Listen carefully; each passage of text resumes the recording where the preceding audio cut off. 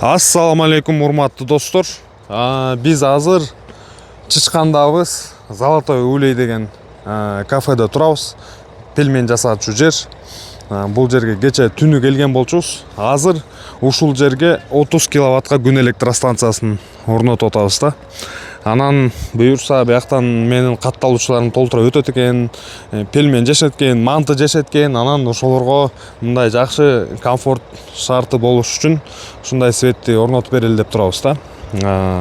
Кардар көп жылдан бери жанагындай генератор, ГЭС колдонот экен. Эми азыр болсо замандын талабы бул күн электростанциясы 30 киловатт элестетсеңер, мындай кандай десем, серьезный эле нерсе. Ошону азыр орнотуп кетели деп атабыз. Негизи бул жерге андан да көбүрөөк орнотуш керек экен да. Кийинчерээкчи бара-барачы. Эми анын баары болсо шашпай, асастан мындай өзүнүн убактысы менен жасалат деген ойдомун да. Видеону түрдүрбөй аягына чейин көрүңүздөр. Аябай кызыктуу болот. Достор, мына караңыздар.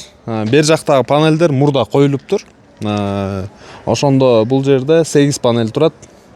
Бир 5 киловаттка чукул экен да. Биз аркы панелди мына орнотуп баштадык. Кардар ушундай кылып өзү жазаптыр да, үстүнчү, чатырдын үстүн ушундай профилдер менен жасап, кыйгаштыкты келтириптир. Сонучу күн ушундай тиет экен. Биз болсо мына саат 6:30 бери таң атпай иштеп атабыз. 8 панелди тиздик. Анан арт жагына дагы ушундай 8-8тен 3-тү тизебиз. Ошондо 24 панель болот. Биз бул жердечи 610 ватт коюп атабыз. 15 киловатт панель тизилет да бул жергечи. Система өзү болсо 30 киловаттка. Кийин дагы 15 киловатт панель кошом деп атат. Инверторду болсо биз 30 киловаттка алдык. Ошондой эле аккумуляторду 30 киловаттка алдык да. Жалпы система 30 киловатт болду. Мына эми азыр дагы 2 катарды тизсек, ошондо 24 панель тизген болобуз. Мынакей достор, панелдерди ушинтип чыгарып алдык азыр. Такай чыгарып алып анан үстүгө алып барып тизебиз да. Негизи үстү жакка ушинтип чыгарып алабыз. Эгерде шамал жок болсочу. Анан ушул панелдер 610 ваттыктар да азырчы булар. Анан ушундай жаңы стилде чыга баштаптыр. Мурдагылар башкача болчу. 48 вольт. Анан 14 амперликтер да.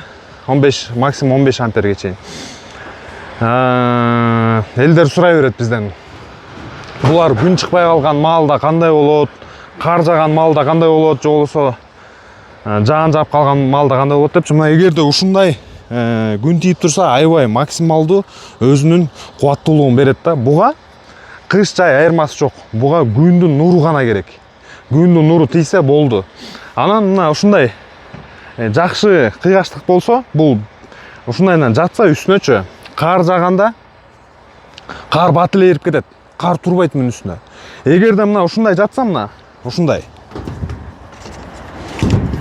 анда мунун үстүнө кар жатат дагы туруп калат кичинечи, бир азчы. Анан баары ал эрип кетет да, бул үстү ысыйт да, ысык болот. Анан кар тез эле эрип кетет. Мондайда болсо шыпырылып эле ылдыйга түшүп калат. Мына ушундай кылып туруп анан акырын барып орнотобуз. Эми үстү жактарын кичине көрсөтөлү. Кардар кантип жасаган, кандай конструкция кылган.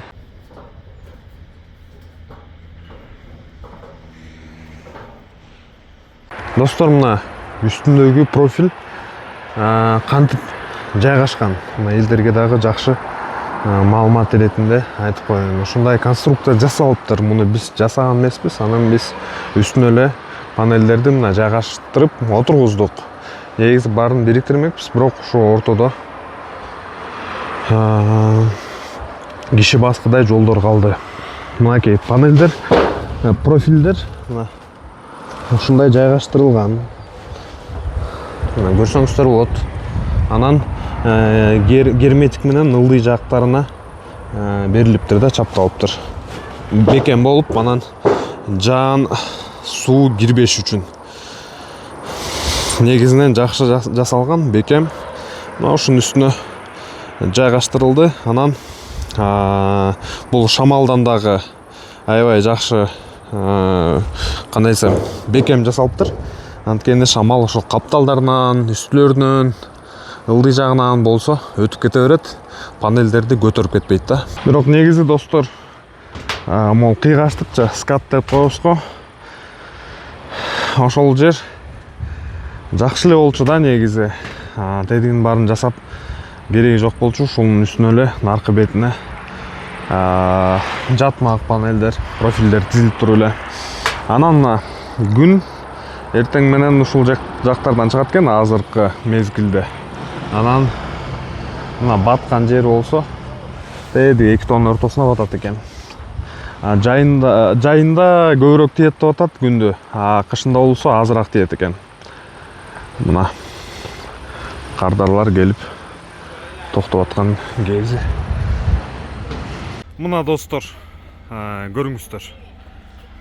Мына биз оң жактагы 3 панелди отургуздук. Ошондо 15 киловатт болду да. Бул болсо сол жагындагыны башка дүкөндөн алышыптыр. Ошондо жалпы 15 киловатт болду азыр ушул жерчи.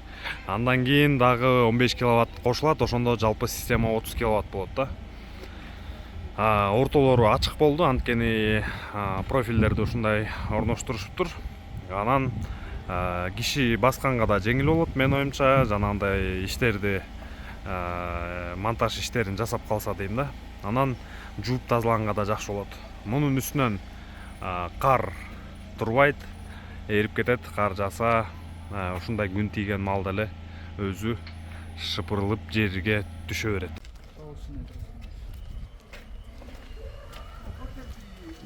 Панелдер ушундай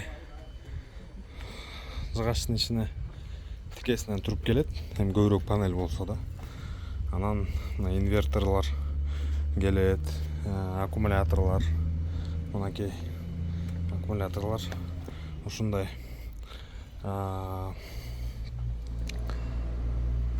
Кандай десем мен, буну crack battery деп коет англисче. Ошондой аккумулятор да биз азыр тизип атабыз. Мурда мен сиздерге көрсөткөн аккумулятор болсо 30 киловаттыкчы. Ал бири-биринин үстүнө эле кийгизме аккумулятор болчу да. Муну болсо бири-биринин үстүнө коюп тизилет да темирлердин ортосуна.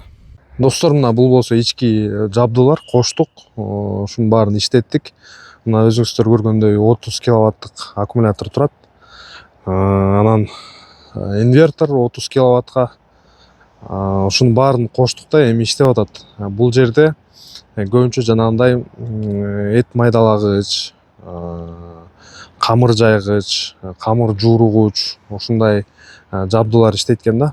Анан ошолорду мындай кенен иштетет, запас менен. Анан эми баасын сурайсыздар да, баягы канча болду, канчадан айланды деп. Баасы индивидуалдуу кетет да. Эми проектке жараша, мисалы эң минималдуу 3,5 киловаттан башталат, анан ошентип кете берет да. Киловаттын мисалы $800 тартып $900, $1000 чейин болот, эгерде аккумулятор менен болсо да. Эми ар кандай ошо баасы канча аз болсо ошончо кымбат болот, канча көп болсо ошончо арзан болот. Бул гибрид система, мына ошол системаны айтып жатам да.